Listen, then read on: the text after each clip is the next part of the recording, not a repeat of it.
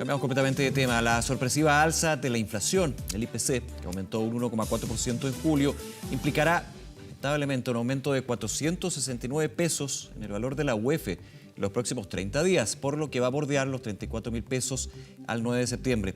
Para analizar este hecho y también los efectos de la inflación en nuestra economía, nos acompaña el economista y director del MBA de la Universidad Bernardo Higgins, Tomás Flores. Tomás, como siempre, muchas gracias por acompañarnos. ¿Qué tal?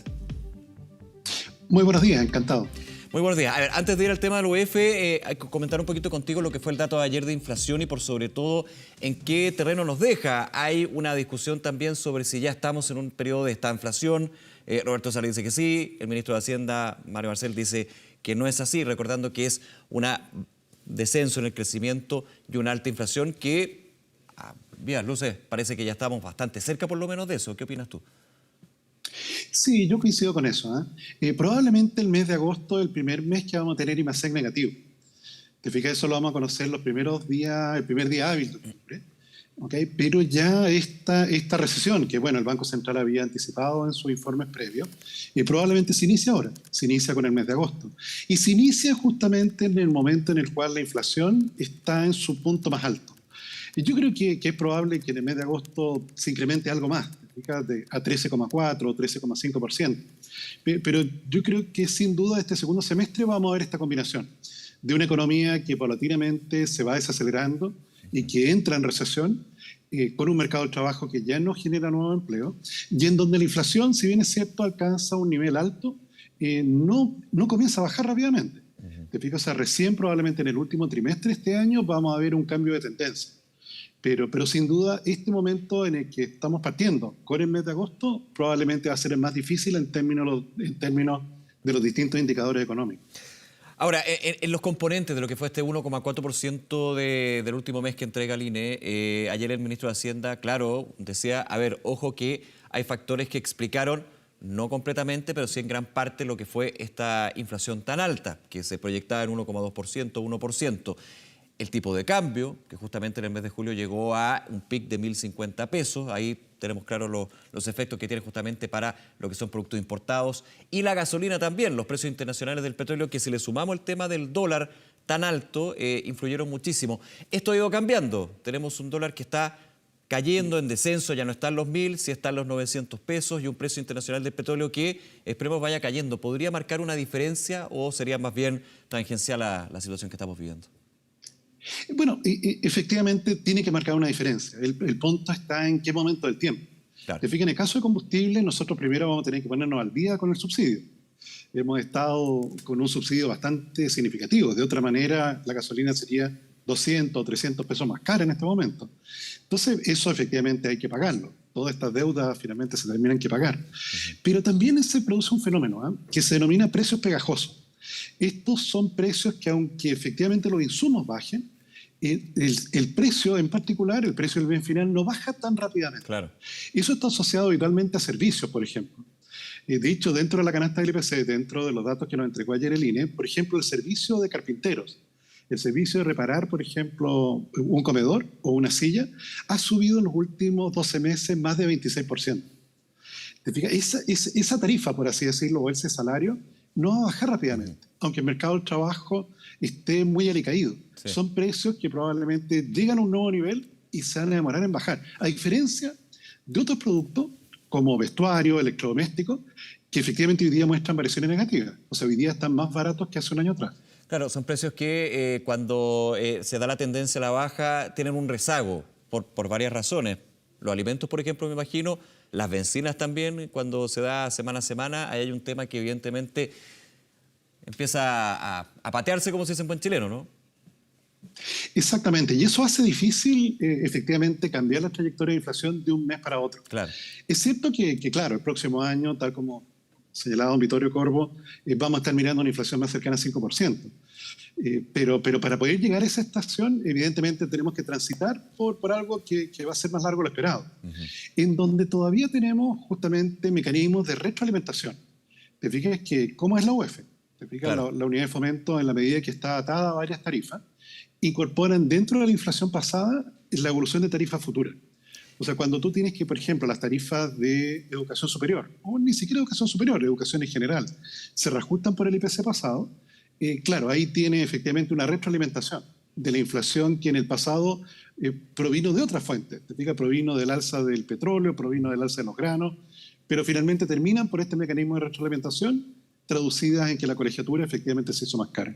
Sí, a ver, profundicemos en ese concepto de la retroalimentación que tú pones en la mesa, Tomás, y con respecto a la unidad de fomento, porque desde quien paga en UF, esto de que vaya a llegar a 34.000 y hasta 35.000 pesos, y esto ha sido una tendencia que ya vemos desde el año pasado, de hecho, es una muy mala noticia, todo se encarece y los sueldos en su gran mayoría, y salvo algunas excepciones, no están en UF. Pero ¿cuál es el beneficio de tener, y ahí te hago la pregunta, esta unidad de fomento indexada a algunos precios en este concepto de retroalimentación? Sí, sin duda. Yo te diría que, bueno, lo primero es que, claro, cuando la inflación es estable, te fijas, esto no es un tema. Cuando No la tema, inflación ¿no? es 3% por año, claro, no es tema de por medio.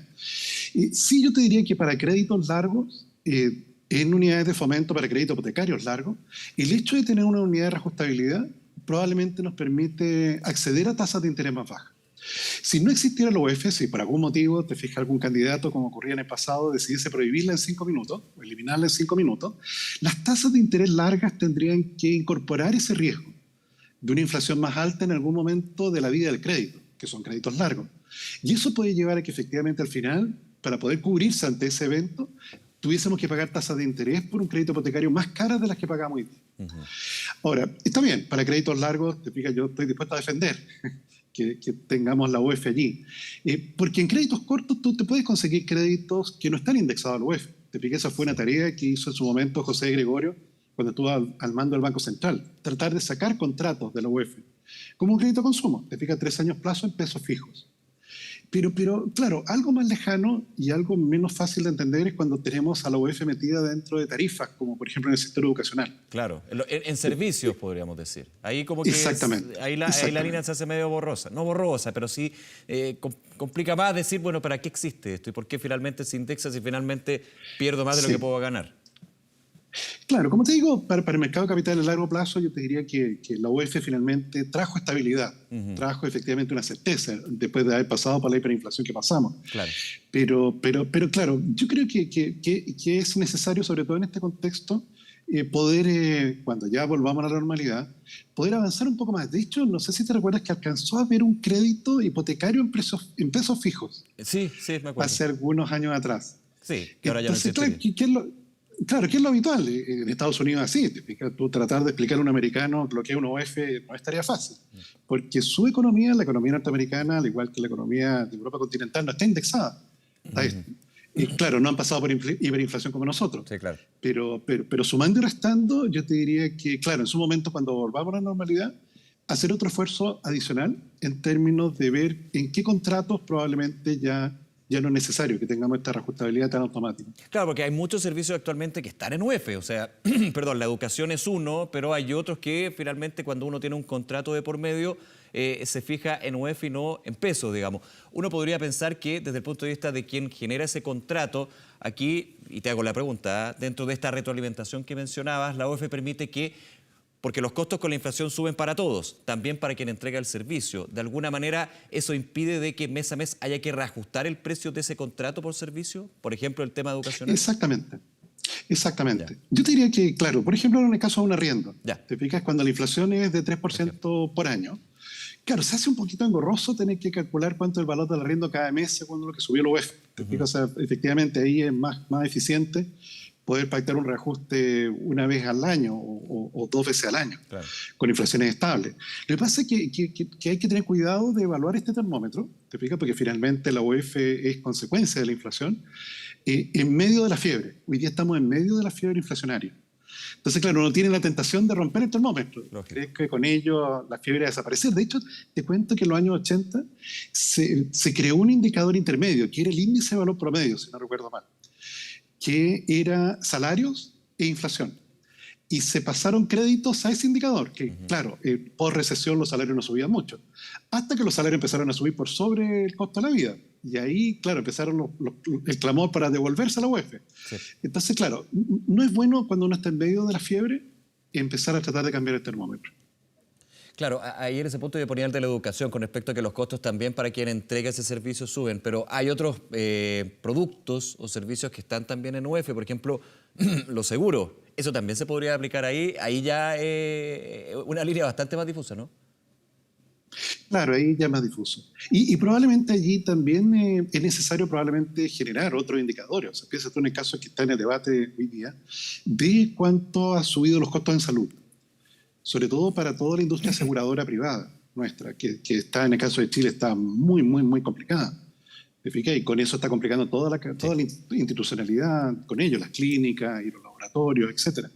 Porque ahí, claro, hubo un esfuerzo en su momento de calcular una especie como de IPC de la salud, que consignase justamente lo que suben los costos en ese sector en particular. Y claro, finalmente no avanzó mucho ello, pero sin duda es algo que cuando volvamos a cierta normalidad, yo creo que hay que retomar. Porque en este caso también tenemos una situación en la cual una camisa de una sola talla no nos queda bien a todos. Sí, claro. Ahora, muchos dicen, ¿cuándo se vuelve a la normalidad o qué normalidad estamos hablando? O sea, también de la pandemia aprendimos que el concepto de Sí. normalidad puede tener varias variaciones, digamos, no es estática, sino que es dinámica. Se habla ya del próximo año, pero evidentemente depende de tantos factores, Tomás, que no se puede Sí. decir a partir del segundo trimestre del próximo año vamos a ver una situación de normalidad en términos inflacionarios, ¿no? No, no se puede decir. Uno puede proyectar ese escenario como probable. En base al hoy, Y digamos. volver a, claro, y volver a la normalidad es justamente una inflación de 3%. Te pica una inflación de 3% con un rango de más o menos 1%. Es algo que nos ha acompañado casi un poquito menos de 3 décadas. Ya ha resultado bien, te pica. O sea, de hecho, si uno excluye la inflación del año pasado, los 10 años previos, la inflación fue, si no recuerdo mal, 3,1 o 3,2%, la inflación promedio. O sea, de verdad funcionó. Y por tanto, es legítimo poder aspirar y perfectamente posible poder aspirar a ello. Pero claro, tiene un tránsito que no va a ser fácil, te fijas, con una recesión de por medio. Pero claro, uno podría pensar de que ya el próximo año, este dragón que está desatado hoy día, efectivamente ya va a estar bastante más domado. Nunca está muerto este dragón, ¿eh? No, Solo lo logramos domar claro. durante un tiempo. Entra a O la cueva, encadenar. digamos. Exactamente. Sí, No, el eso. año pasado lo liberamos. Sí. ¿Fica? Con los IFE y todo eso, le soltamos las cadenas y creíamos que ya no era el dragón de antes. Y efectivamente nos mostró los dientes de nuevo. Claro, nos mostró los dientes de nuevo y se sumaron los factores internacionales porque este tema de la inflación es en Estados Unidos, ¿para qué decir? Quiero ver un segundo, Tomás Flores, al tema de la UFA y muchos hacen la pregunta, cuando hacemos el punto de las recomendaciones, de lo que es la planificación del presupuesto, ¿con la UEF se puede hacer algo? O sea, obviamente la planificación y tratar de alguna manera de gastar menos en algunas cosas que no son tan importantes que otras, digamos, pero es bien difícil decir recomendaciones sobre este tema en particular, ¿no? Porque la UEF hay que cubrirla sí o sí. Sin duda. Y además que está linkeada justamente a uno de los gastos más importantes de un hogar, que Claro. es probablemente el dividendo. Sí.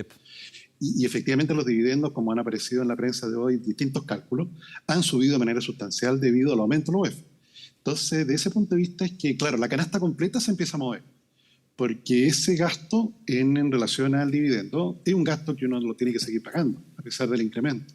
Entonces, eso, bueno, ya está generando efectos sobre otros sectores. Te pica incluso algunos que estaban más reacios a mostrar una sensibilidad frente a al menor consumo como la gaseosa.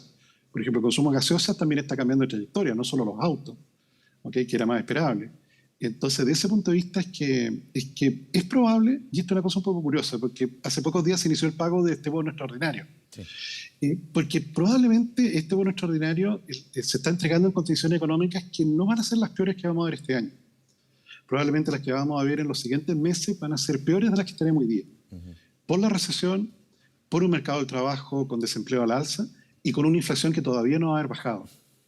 Entonces, claro, en la medida que uno tiene munición limitada, claro, evidentemente no hay tanto espacio para otorgar. Ahora, nuevos con bonos. con una particularidad distinta a los otros bonos, este bono invierno que es focalizado, a diferencia de lo que se vio en pandemia, donde la discusión, y tuvimos la conversación varias veces, de hecho, Tomás, fue Sí. hacer la ayuda universal o hacerla focalizada. Y cuando en algún minuto se tiene que ir dejando esa universalidad y focalizando lo que es el beneficio por parte del Estado, la ayuda en este caso. Exactamente. No, de existir un próximo bono por recesión, por ejemplo, tiene que reunir las condiciones del que se está pagando ahora. en términos focalizados. No solo porque efectivamente eso es lo más eficiente, sino que también es porque ya no tenemos tanto dinero. O sea, evidentemente ya nos gastamos parte de las joyas de la abuela, las salimos a vender y las gastamos el año pasado. No solo de las joyas de la abuela en términos de ahorros previsionales, sino también las que tenía ahorrada el gobierno. Entonces, en esos términos en que en este momento, y esa es mi inquietud que te deseo transmitir, dado que vienen tiempos más difíciles a los que tenemos hoy día, es muy importante mantener firme el timón fiscal y el timón monetario. Si efectivamente empezamos a bajar la tasa de interés antes de tiempo o empezamos a repartir dinero de manera universal, todo el esfuerzo que hemos hecho por derrotar al dragón se ha perdido. ¿Te fijas? Y lo vamos a ver desatado de nuevo, Sí, porque claro. indudablemente el esfuerzo hay que mantenerlo.